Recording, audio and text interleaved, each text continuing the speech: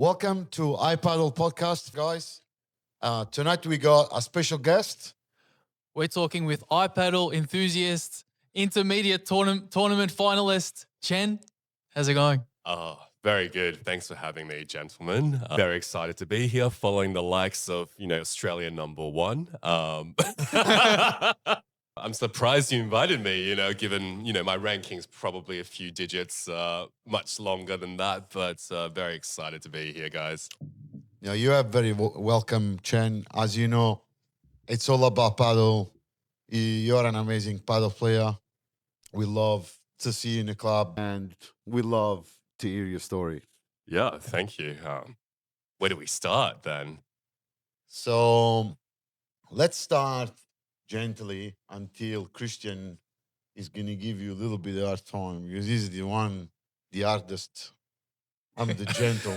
We're going to start gently. Not too gently because we've got a few whiskeys on the go. But, we want to touch base about the Melbourne scene, the Melbourne paddle scene, because we know that you're experienced all around Melbourne. We want to get your thoughts on the current Melbourne paddle scene. Yeah. Look, I think it's great lately. I'm having a lot of fun in Melbourne. There's a lot of activity going on. There's a lot of good players and there's a lot of different communities emerging. I actually only moved back in August last year and I was living in Singapore. And it was really interesting because when I started playing paddle, there was maybe 3 clubs like Melbourne right now, and it's grown just exponentially. It went from, when I started playing a few hundred players in Singapore to a couple thousand, tens of thousands, and it's gone from 3 clubs to 1.5 years ago to 12 different locations now. So I feel like Melbourne is, that step behind where it's going to get there, and we're just at that sort of point where, it's starting to get really big and exciting. Well, yeah. Melbourne is, Australia is a slow country. Everything gets a little bit later, but it's not a bad thing, guys. It's not a bad thing. Melbourne is doing very well, and we're hoping to do better. And can you tell us what's the Singaporean scene like compared to Melbourne? Well, I think 2 differences, right? So Singapore's a pretty expat city. Okay. And also there's some really rich Singaporean locals and they like to do the cool trendy thing. So paddle's just gone like that and everyone's quite social. If you go to a social event or a tournament, people are all very friendly. They'll have a chat, and I think just because you're all an expat, you have a commonality already. So, you can bond very quickly and make friends and paddle. Melbourne, I feel like people are a bit, Melbourne, everyone's a bit, reserved. They have their cliques. So bit cold. Yes, literally, right? And so I do feel like there's more cliques in Melbourne. There's some cliques that are harder to break into. And then there's some groups where, you play a few times and then everyone's like, oh yeah, like this guy's all right. And then they'll sort of invite into their group and then you start actually playing a lot with them. So I think it just takes a bit longer in Melbourne. Like you don't just make friends the first time you play with someone most of the time. Yeah. But, after a few good games and if you're not a dickhead, you get invited to more groups. And I think we're seeing that now, right? How long have you been play paddle? Coming to 2 years now, just over a year and a half. So I'm not like Kristian who started playing paddle and started kicking my ass after his second week of playing. Well, actually, you beat me. Actually, the first match I played was with Mas versus you and Sherry, and you guys beat us. I think we won the first set, and then, you guys stepped it up. I am honored you remember that game. But I think we just realized we had to play to Mas and not to you, and that's our winning strategy. But it's incredible to see how quickly you've just improved and picked it up. For me, I don't have that professional tennis background. So when I started, it was more of a very slow progression. But I've been playing for about, almost 2 years. I fucking love it. I went from, playing my first time with my mates and I was like, oh yeah, I'll play this like once a week. It's like the cool, trendy thing to, playing 4, 5, 7 times a week, just being addicted. Wow. And, still carrying that through. I'm still playing like 4 or 5 times a week now and trying to get some lessons. But yeah, definitely not doing 7 days a week. That's a bit Bit overkill. too much. Yeah. And what would you say to like a beginner level or someone who's at that stage, they want to start entering tournaments or they want to start playing more? Do you have any advice for those type of people watching the show now? Yeah, I reckon do it. Just do I it. think do it and just sign up, find someone. I think the key is to find someone that has a similar temperament. Like, I'm chill, but I can get competitive. So I like playing people who are like, they try hard, but they can be chill at the same time. And that I found that works the best for me. So you just want to find, someone with the same vibe as you and just go for it. And they don't have to be the best player. You don't need to win straight away. But yeah, just go for it. There's so many, tournaments here. I know you guys have a few coming up, and it'll be great opportunities for everyone to get involved. What message would you send to someone that has never played paddle? Oh, I don't know. Just, play and be a winner. This sport to someone doesn't has no idea about padel. Sorry, Yeah. we're still correcting Padel ourselves. is it paddle or padel though? It's padel. Oh, for the new players or people who are intrigued, I feel like if you're a social person or if you have some degree of social or competitiveness or both, ideally, just give it a shot, get a few friends, book a court, and just come along. And I think you guys do some intro sessions. I know some other clubs may do as well, but book one of those intro sessions, get the basics of Kristian or whoever, and I think the thing is, if you have that first hit, you'll get addicted pretty quickly. Okay, so let's witness from you, to all our the people that watch us. How did you start playing, and how did you get into community of paddle? Explain your tell your story Sure. to Yeah, them. so I actually heard about paddle, 2 years before I started playing, and I had like a mate. He was French, and he was like, "Hey, bro, I want to start and build these paddle courts." I was Oui, like, yeah, and I was like, okay, and this is why I was living in Singapore, right? And I was like, okay, like, yeah, like that's cool, man. Like he's like, yeah, I'm gonna raise this money and do it. And I was like, yeah, that's cool, whatever. It sounds like a thing. And he never got off the ground, but that's the first time I heard about paddle. And I've got another mate. He's like French Canadian. He's a bit of a like party bro. He's still like he's going 40. He's still partying. He's still going to the club, meeting girls, like that whole vibe. And he's like my cool friend that I live vicariously through. And he plays paddle like every now and then. So I was like, oh, paddle must be this like cool, exclusive sport. So that's how I heard about it. And then one day my friends were like, hey, we're gonna go get a like intro to paddle lesson. You wanna come? And I was like, yeah. And I was a bit intimidated. I was like, oh, this is like the cool, serious padel sport. Like but I showed up, right? And I've always played a bit of racket sports. I'm probably, a high beginner, low intermediate in most, like literally everything, like ping pong, badminton, tennis, whatever. But I never got like really good. But like I can pick up a paddle racket and hit the ball. And it was fucking fun. I was like, wow, guys, like, So I just got into it and just started just doing it more and more. After your first game, Yeah. what's your thought about the sport? What was it? What's the vibes? What you felt? Well, I felt like I was What amazing. hooked you into it? No, I am kidding. feeling. But I played with, a bunch of Asian girls and, very white, nerdy guys for my first game. So I actually felt like I was the most coordinated person on court, which I don't say often in Australia, but when I was living in Singapore, it's more common. So I felt like, shit, I'm really good at this. I should play again, but with like other people. And that's just what happened. And so in Singapore at the time, there was this guy and they like had this paddle community where they all love paddle and they really wanted to encourage beginners to play. So they had this WhatsApp group. I think I joined when there was about 80 people. Now there's over 1,000, and then the guys actually started his own club from that. But he was just they had an Excel spreadsheet and they would just book games and say, all right, this is a low beginner, this is a intermediate, this is a high intermediate, and they'll just set that up every night. And people just go into the Excel and say, yeah, Tuesday night, 7 p.m., like beginner, like Americano, I'm in. And then they'll show up, 8 people. Like most people don't know each other. Some people bring their friend.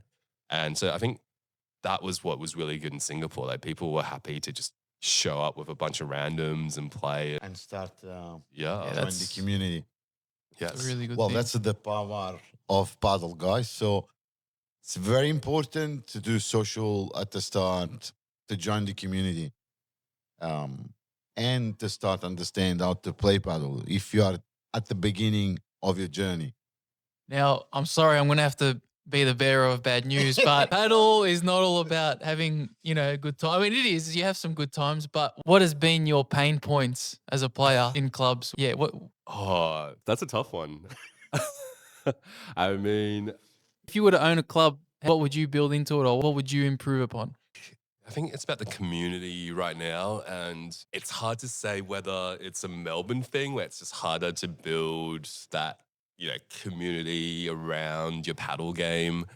Um, and it's just harder here, or if, I feel like, are people just not focused enough on building the community? Okay. I think that's one. And then two, up until recently, I think I was still just sort of trying to play with everyone, meet more people because I just moved back. And, one of my biggest pain points was you don't always get a partner that's on the same page. So, yeah, I think it goes back to community. But in terms of the clubs, I think, everyone's figuring things out and doing things. I would like to see the tournaments, you know, format system change a bit. I'd like to see a bit more socials, but like very considered of the player levels. Because, like Massimo said, I think if you're a beginner, you definitely want to do the socials and you're probably going because it's a great energy. But then at some point you get better and you're like, okay, I'm going to take this more competitively. And I think that's when people, Americana formats are really good, especially when you're new meeting people. But then at some point, I think people form their own groups. Like, all right, we want to play with our same level. Yeah. We want to be able to play competitive games with our same level, and we want to play maybe people who are slightly better than us. I think that's the pain point right now. There isn't like a broad community in Melbourne where you can easily identify that. You really have to Just spend your jump in. time. Yeah, definitely is very true what you're saying. So pretty much when you get to a level intermediate, you don't want to do those social not anymore. So it gets very competitive. So it's pretty much what he's saying. But it's different fun. It's a next level fun after the social, I will say. yeah. Any other question? Any bomb question? Any after- bomb questions? Apparently, I've heard someone was telling me that someone's releasing a brand or new release of something coming out soon. I don't know. Am I wrong or? No, you're absolutely right. So I am working on a paddle brand. I think one of the reasons of moving back to Australia was to get a bit more work-life balance and do something cool on the side. So initially, I actually looked at doing a paddle court, and then I realized how hard that is in Australia. So props to you, Mass, because it's not easy. I've looked into the process and the finances and like everything to a pretty like serious level, and that's very hard. So congrats to you for pulling this off. Thank you, not only for congrats to me, but also to understand that because majority of the people doesn't understand. It's Not even that. It's a lot of work. And actually, I know you're an architect because I used to work with him back in the day. So, yeah, no, I appreciate, the difficulty. But in terms of the brand, it kind of came naturally. So I have a really good co-founder who is based now in Singapore. And he's all about e-commerce, and he's started and sold a few businesses. And he actually approached me, and I see an opportunity for paddle and pickleball. And so I helped him a little bit with some creative stuff around pickleball, and he's done really well. He's pretty much sold out of his first round of product in Canadian markets, and now he's expanded to Europe and Australia.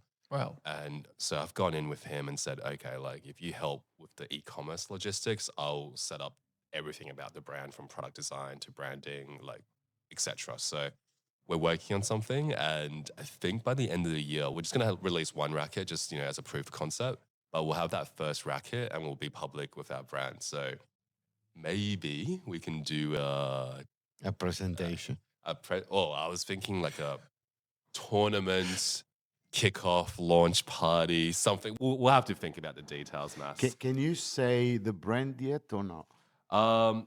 We've landed on a name actually, and I've got a logo that I think is pretty much final. It's called All Day. Like whole day. Like the whole day, we're just gonna Whole paddle day. all day. Wow. I think the reason why, It's actually it's yeah, actually a nice name. All day. Because think about, is a game enough for paddle? Paddle is never enough. So all day, brand. That's exactly. I like that you guys like it. I should have brought this other racket I did in the past. I just made a fun racket for myself where it was just, I'll bring it in next time. Next podcast, watch the space. But it's essentially just smiley face. Like it's a big smiley face on the racket and then a bunch of funny smiley faces on the side. I should have brought it in, but I felt like the market is very serious. Like you've got, the Babylats, like all the big brands, and you've got a few challenger brands like Tactical, Prattle, but they're all very serious. And I think All Day is trying to be a bit like we're still gonna have really good specs at a really good price point, perhaps lower than the big brands, but a bit more personality or fun and playfulness. That's why we're like, All Day. That like I'll have more to share in a few months, and then hopefully you guys will get me back on. but this is getting serious. You're gonna have pro racket, beginners racket. Eventually, I was thinking, like when you just start paddle, right? You don't just say I'm a beginner. You don't say I'm a beginner. I'm gonna do a beginner racket. So I think we're gonna skip all beginner rackets because, like, who aspires to be a beginner? No. But we might start with intermediate rackets because we're going to be a new brand. We're going to be bootstrapping, so we're going to target that sort of gap in the middle where we can do a 12K carbon racket at like a very good design, very good performance. That's equivalent to a maybe 200 or higher USD racket, but we can sell it at like 150 US dollars or $200 or a bit less. And make it fun. So it's like, okay. And then people, once we get a bit of traction, then I think we can see where we go and where the interest is. But I don't think we need to start on a beginner racket because that's, nobody wants to start and be a beginner. Yeah, I think it's just the label associated with it. Nobody wants to be, called a beginner, I guess. But I'm guessing you have the different tier shape, the diamond. Yeah. But you will be surprised on how many beginners racket we went through. Really? Because beginner is also rental. Yeah. So beginner is also rental and like walk-in people. Yeah. Because or people that comes on holiday Yeah. to Melbourne will hire a racket Yeah. majority of the time. Yeah. So you'll be surprised that the beginner racket is very important. Yeah. I don't disagree. We were looking at the online market and there's a lot of beginner rackets out there, like, 80, $90 and, whatnot. But I feel like it doesn't align with our brand because, we're trying to do something, it's high performance, but it's fun. And I feel like we can't get high performance specs in a beginner, but maybe someday. But I think the first one we want to do is let's go like high intermediates and target the people who are like, I remember I bought my first racket. I played paddle once at that thing I was telling you earlier. I went home. I was sitting on the toilet and obviously I started Googling paddle rackets and I saw one. It was like an Adidas intermediate one, 3K carbon. It was $180. And I came out of the toilet. I went to my partner. I was like, babe, like, I'm going to buy this racket. She's like, yeah, but you've played once. Like, why don't you play like 5 to 10 times, keep renting a racket and then buy one if you've played like 5 or 10 times. I was like, nah, fuck that. I'm definitely going to play more, right? So I want to target that kind of people because that's who I am. That's who the people I know. And I feel like that's who I can design for. Someone that might, start and be more conservative and say, all right, I'm a beginner. I'll buy a beginner racket. That's not really the vibe I understand. So, I can't really design for them either, right? I feel like it's getting very popular for Melbourne to have a paddle racket at home. And if you don't have a paddle racket at home and you don't play paddle, is not part of the community at all. So you must have a paddle racket at home those days. Yeah. Well, you're not cool. No, You you can't know. sit with us. All right, moving on to the next topic. Good segue. So We got. I don't see you pumped tonight. I need you to be more pumped. Let's. I'm coming back. I'm recovering from a food poisoning. I'm pushing Is through this a tonight. whiskey break? Well, we did hear that So he had he food must be- poisoning. he must I be was really- I was on the toilet last night, so You must be really sick tonight. Yeah.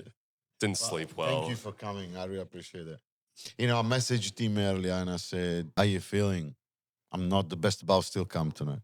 got to push through. Got to keep building. So that's what it's about. Even if you're sick, you're about to die, you're on the deathbed, you got to push through that. Can't stop. Well, I've got some questions for you, Kristian. Given that we're sitting down and it's a great opportunity, how have you found it? Because you've, I think, impressed most of the Melbourne community by starting paddle, like 4 months ago? Yeah. And winning No. advanced tournaments in Sydney and here. Like, what's your take on all of this? I mean, I come from competitive tennis background, so I'm used to that competitiveness, the pressure, turning up, start times, warming up. Like for me, that's my regular thing. So I just kind of blended in to the scene, and yeah, I'm quite competitive by nature, so I want to win everything. So I guess that helped as well. And my background, being coached, I've had many tennis coaches before, so yeah, I guess that helps. So I remember being playing next to him at the beginning. I was like, "This guy is a machine." Do you know what I mean? I was telling everyone, I said, "This guy is gonna be a big surprise for everyone." And you know, I felt it, and he's actually doing super well. I'm so happy. Yeah. Synced into the community so well. Everyone actually knows you now. You're getting very popular. yeah, I mean, I don't know. I mean, I guess it's just about, yeah, you just got to do your best, I guess, and just keep moving forward. Yeah, for me, that's how I see it. But I think what's been especially impressive is there's a lot of really good tennis players, I'm sure, like maybe at your level that's come into paddle, but they have not transitioned as successfully nor in such a short period of time. So, like, how did you do that? Well, okay, my bit of background story. Well, I was unemployed. Well, I'm not unemployed now. I've got a job. I'm working as a coach here and I've got another job in IT. But I had a lot of time. I had 8 months. In that 8 months, maybe it's destiny, maybe it was meant to be, but in that 8 months, I played a lot of matches here. There was a lot of matches during the day. So that was my training grounds. Like, yeah, I experimented with different shots. I was working on grips, techniques. I was trying to learn. I was writing down techniques. I was writing down the results. I was trying to understand the game as much as possible. And I've still got so much to grow. Like, I still feel like the glass is the most difficult aspect of this game. And yeah, it's so complex. And people that tell you they understand the glass don't understand anything because there's so much, like the physics and science of knowing where the ball is going to land at any given moment. It's crazy. It's so hard to understand. So yeah, I understand that I've got so much to grow, so much to learn. So yeah. Yeah, that's really humbling for me to hear, to like hear the amount of work that you put in and the dedication, because it makes sense, right? Like having seen you play, it actually motivates me because I could be working so much harder to improve. And, you know, if I really want to get serious, then I should be working that hard. So, you know, give me like a weekly drill of like when I should be journaling and when. I after highly this. recommend to journal. Yeah, well, I don't journal every game, but every major tournament game, like there's always like one moment that turns the whole match, and you need to understand. Oh, I turned left when I should have turned right, and it's like next time I'll know what I should have done better. So yeah, I'm always meticulous on those specific details. Yeah, Yeah, maybe. But let's get back to you because you're the guest you're tonight. interviewing. Yeah, I'm curious. I don't get deep with Kristian like this normally. A good guy. It's nice to be with him. It's nice to talk with him and share things. He's very passionate. He can be a leader for paddle, I would say, because he's love towards paddle. I can look. I'm gonna say this, and then we'll get back in business with you. Don't try to interview us tonight, cheeky. I reckon also Christian got into this more because he's true. He had a lot of time to spend, but also he felt the community. Um, also, is he maybe sees me put so much work and bet so hard on this business. He saw like he was probably questioning himself. He's probably how the hell this guy bet so hard on this business. So at that all those features and things, it turned him into like what's going on and the community and the tournament, and then he starts playing tournaments and find and figure out how tough it is to play, how Yeah. good people can be, how good people are already in Melbourne. Looking from an outsider, it was because it's a very powerful sport. Yeah. Look, that's his story. Look what did to me, and I'm a bad player. You are looking a lot slimmer than when I first met you, though. He got he got to understand something. I'm on worst shape of my life at the moment. I'll say so because this project has stressed me a lot, and it wasn't only a challenge to me. This has been the biggest challenge of my life. I didn't think this was as hard.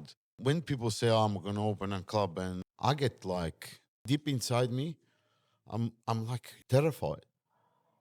Yeah. It's like Jesus. Yeah. I don't want to go through this again. Which now, if I had to do this again, it's easier because I know where I'm going. Yeah. Really, it still will be hard. Yeah. It's not easy at all. It seems like four walls, but it's a lot behind the scene. Mm.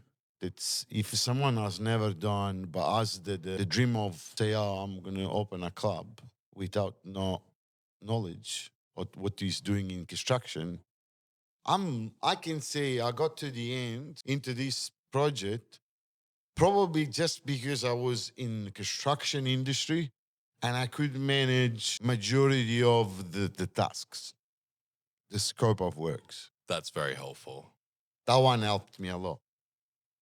If someone has no construction background at all, is a kick in the stomach and an elbow in the face on your nose, guarantee. I agree. I have some close friends who have opened clubs. I've seen their business plans. I've sat in some meetings because I have an architecture background. But I sat in some of their meetings with around planning and building the club, and it's challenging. And I think I haven't seen a single club open on time. I think everyone thinks, okay, we're gonna, here's the plan. We're gonna start paying rent. Yeah, I think the hidden things are there's a lot of permits involved in construction, and that the actual construction itself will take maybe 3 months max, but the paperwork and all of that, which I'm sure you're familiar with, that can take a while. Um, it's the timing of every consultant. It's the timing of you get back to people, they get back to you. If and you can think of that a consultant, once you wake up and you need something, is ready for you. He has other clients, as other customer Yeah. to get back to. So you need to really be able to keep things on track and get things on time because majority of the people in construction things are now I got time. I'm gonna go back to my consultant and I'm gonna go do this. Doesn't work like that. Architects are the same. If you don't do things in schedule, they got other schedule which they need fulfill before they get back to your project. Is everything so hard and you need to be on top of things. Um, I was doing project development, Yeah. pretty not development. I was like construction site, manager, bookkeeper. All the hats. You have to do, it's a lot of hats, right? Social media, you got to get the awareness. Yeah, I don't think it's like 4 jobs in one, but you have to do it all. That's Yeah, and in one day you can only do so much. yeah.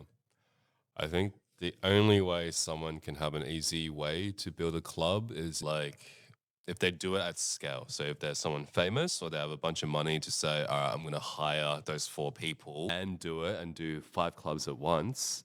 Um, sure, but even that's going to have its own challenges. But yeah, if you're doing your own club and you're making it your own business and your dream, really hard work, Yeah. and you have to. Yeah, so I'm really, again, I think we said this earlier, but when I say it, I understand the effort and the risk and the emotional roller coaster this would have been. So What I know about Game for Paddle is franchise from UK. They got all my respect. I love so much those people. The one I met, I loved a lot. I haven't met them all because they're more than one owner. I spoke a lot with Rob Daly. Got like I think I'm more connected the most. I connected the most with him. And then I can't remember his name to be honest. But he has actually almost the same tattoo as me on his ankle. okay. Like the band. They did a great job. I take all my respect. They're doing a lot for paddle. Um, as an owner of this club, I can say it's not easy to do what they're doing, but it's amazing to see what they're doing as well. Also, so my respect to them always. We're doing well on the whiskies. Yeah. So Christian is trying to escape from it. I'm good. Yeah. You had a Talking question about- from us. Okay, future of iPadel first, and then I have a fun idea. But he's always trying to interview us. I will do that one. This is last It's a one. conversation. She's flipping the script, flip the table. You flipping the table. all the It's a time. conversation, The future of iPadel. Mm. Well, first and foremost, I want to make sure this club is gonna become very popular in Melbourne. We designed and did everything with marketing to make this happen. I think we're doing a great job. The club is doing amazing. I love personally the club. I enjoy to be in my club myself, so I really love it. This is next level. No, I never done a podcast with the whiskey, but I had to say it's an easy way to speak. I'm probably speaking best- my best English ever. So, I think so, yeah. But you gotta, if you go too much, yeah. Then I'll start mumbling immediately. Yeah, no, I think it's good. Don't tell me how to drink every podcast because I'm gonna become. I think you Enough of- should. I think enough it should of- be called I don't know. After Dark Drunk Paddle, iPadel podcast. I'd say I like that. Something. Yeah, there's a good energy around that. And I think Didn't you have a question for Chen? Yes. You had a Okay. question. So let's get back to your rackets. okay. When would you think that we're gonna present this You're gonna present your racket to Australia, as it's gonna be eventually an Australian brand or an Australian design. So the plan is I want to get 2 designs for 2 racket molds to the factory that we've set up, and it's getting really exciting because all the pieces are starting to come together. So 2 molds, so investment on 2 molds, which is good. Yeah, so I think So it's getting serious, yeah. So I think we can show. I might bring in a prototype or 2, like with the proper design and everything that they ship us in August or September. So that's next Ah. month. Let's Yeah. manifest. No, this is happening. This is and then by the end of the year, we might have our first like official racket launched. But that's kind of up to my co-founder because we're thinking we launch first in the US and he's thinking Europe. I'm not sure if we're going to launch day 1 in Australia, but if we don't launch day 1 in Australia, I'm going to say just ship 100 or whatever number to me, and then I'll sort of show them around here. Are we going to be privileged to have the honor of your racket presentation for Australia at iPadel? I don't see why not. And I think we should make a day of it. We do a little tournament, social, get everyone across. We have some drinks. We really lift the vibes and That's make it a gonna fun be- day I like, for everyone. I like the thinking of that. That's pretty cool. I'm so excited.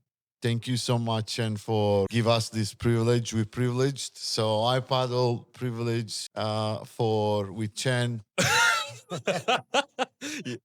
Thank you so much. And I reckon Where are we we can moving now? move back to Chen with paddle, personal paddle life, lifestyle. What else you want to add?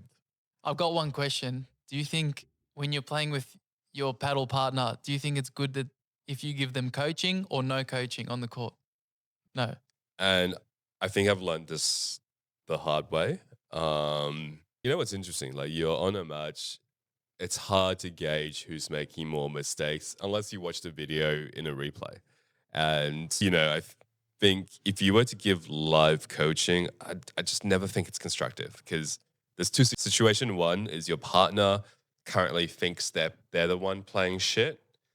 And then the fact that you give them coaching will give them more stress because they're like, I'm playing like, or I would feel this. I would be like, I'm playing shit, and this person's now telling me to do stuff. Like I know I'm playing shit already, so it's not helpful, and I'm under more stress to not make a mistake. And that's when you either just play really bad balls or you make more Yeah. mistakes. The second situation is either like, someone's coaching me. I don't feel like I'm the one playing bad. I might be the one that's feeling like they're playing bad. And I'm like, if you're making mistakes, why are you coaching me? And that also makes me make more mistakes because I get frustrated and piss at them. So I'm putting myself in my own shoes, but I'm pretty sure like my partners. It's actually a point of view on the court because I think deep down we always facing those things. Like Yeah, Those- doesn't those matter what battles. level you are. Yeah, we got two opponents, one on the other side and the one next to us as well.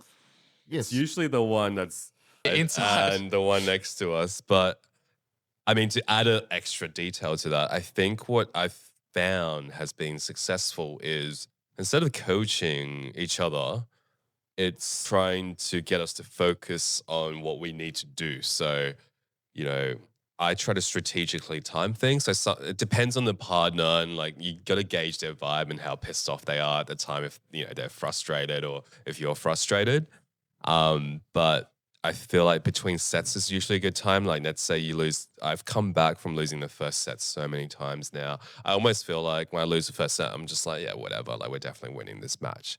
And I think it's that shift after the first set, and you just have a chat to your partner and you say, all right, what are their weaknesses? And let's just play like that till we win. And they'll be like, oh, yeah, like that person will never kill us with a smash. Let's just lob them for the rest of the match and play boring paddle, but lob them. Yeah. And until we win. And we win. And sometimes we do it for a set and then we win the set and we get cocky and we go back to the and then we lose and then we get angry at each other. And that's just the beauty of paddle. I have a question for you guys.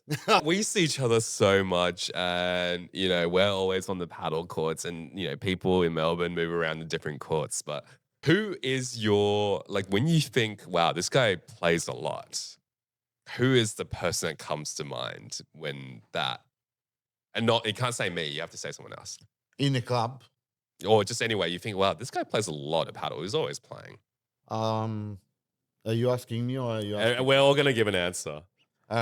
Jaden, Manuel. Yeah. You're going to give one. Only one. Jaden? I got so Okay. many.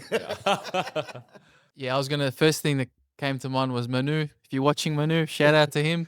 But keep it up. Yeah. I actually haven't played with Manu yet, but I've started playing with a few guys here, new guys here, and they're really good. Shout out to Alfred. Oh, Alf's a good player. And Antoine and, Sherry and the co.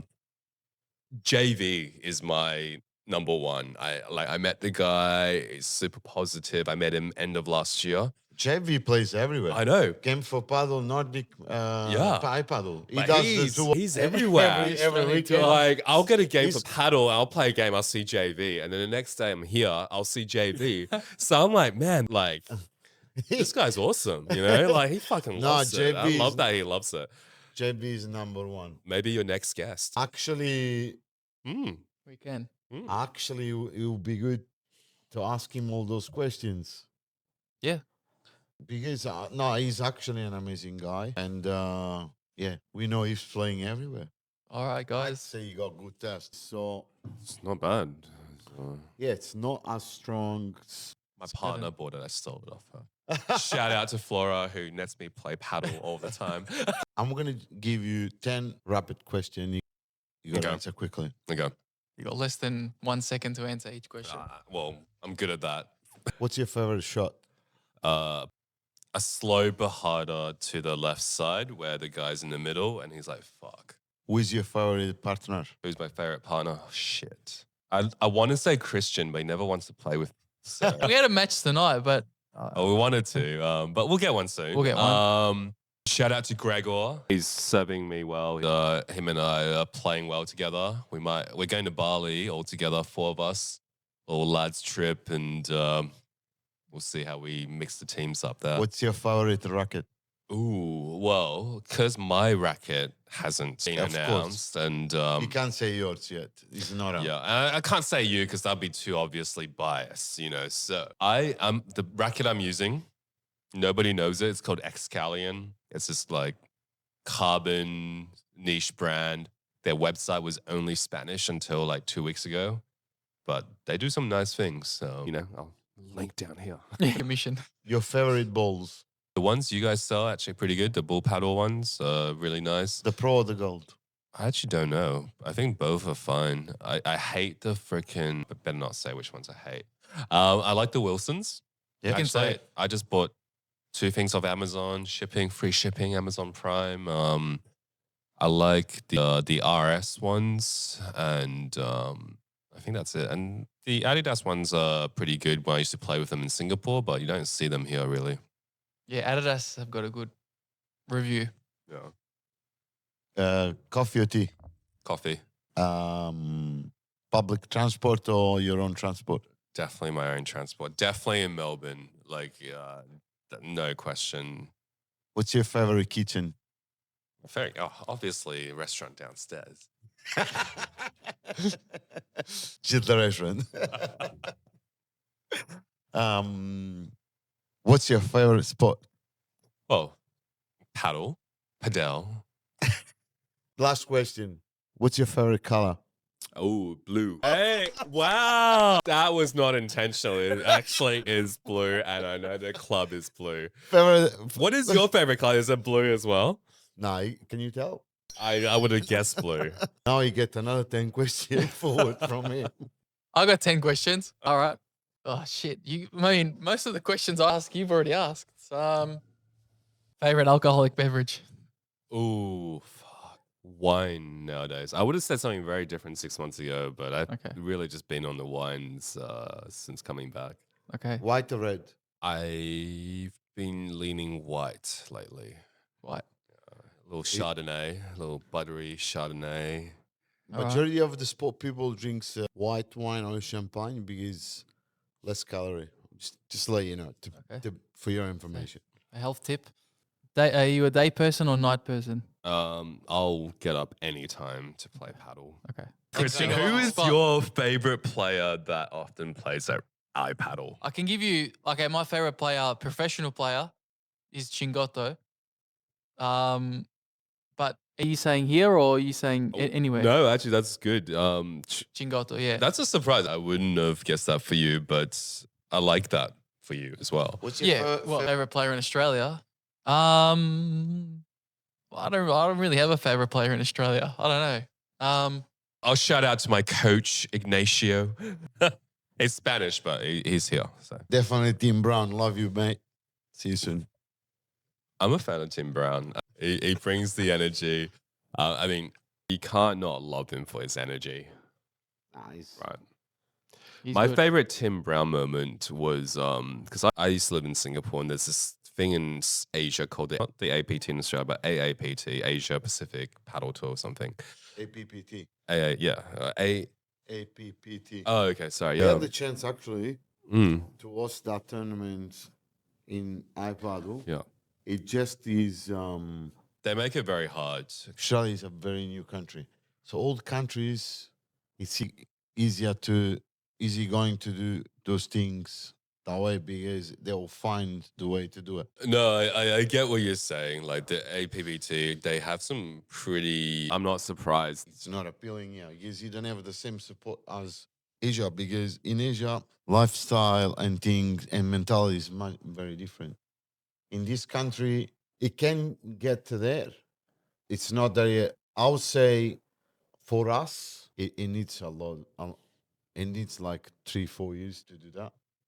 I'm hoping sooner I'm because it'll be hoping so. exciting for all of us a bit sooner.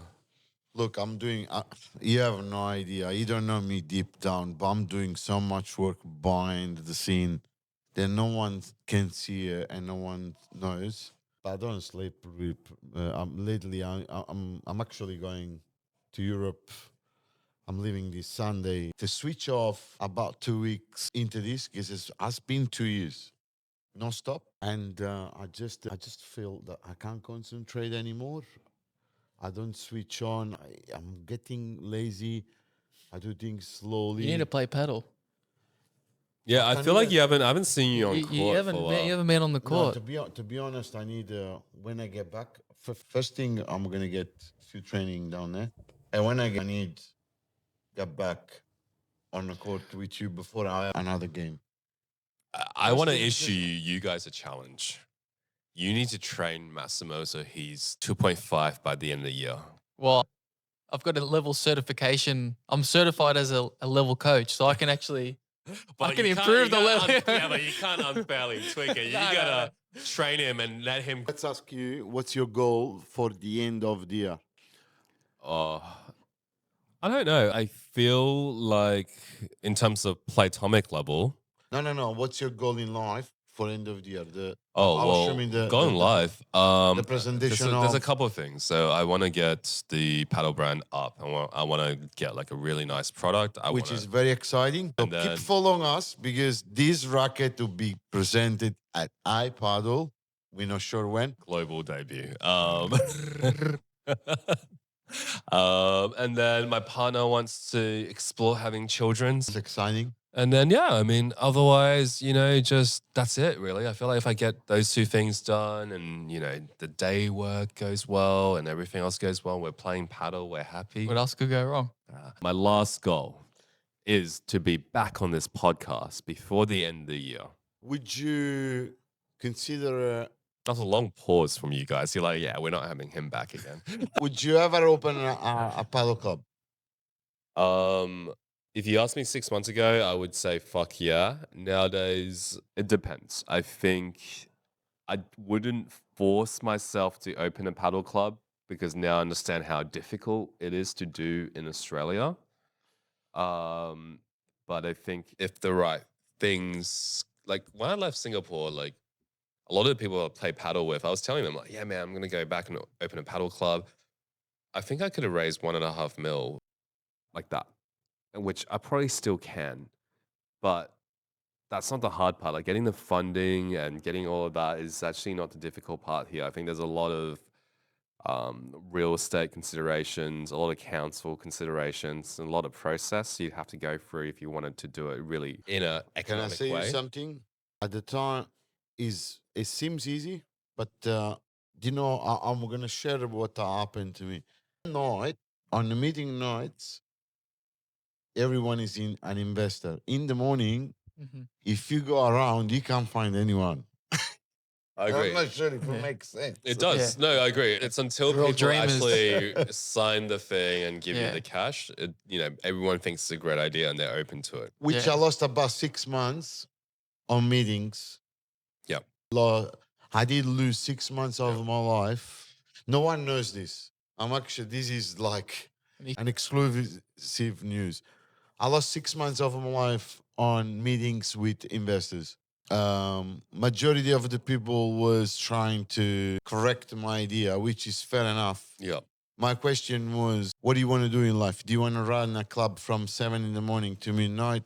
Do you want to invest with this project to grow? No one could answer my questions. Yeah. I think the difference between like my friends and I is like there's no tax in Singapore and most people are making like 200-300K minimum, like friends I know. So anyone can give me 50K. So we get 20 people to give me 50K.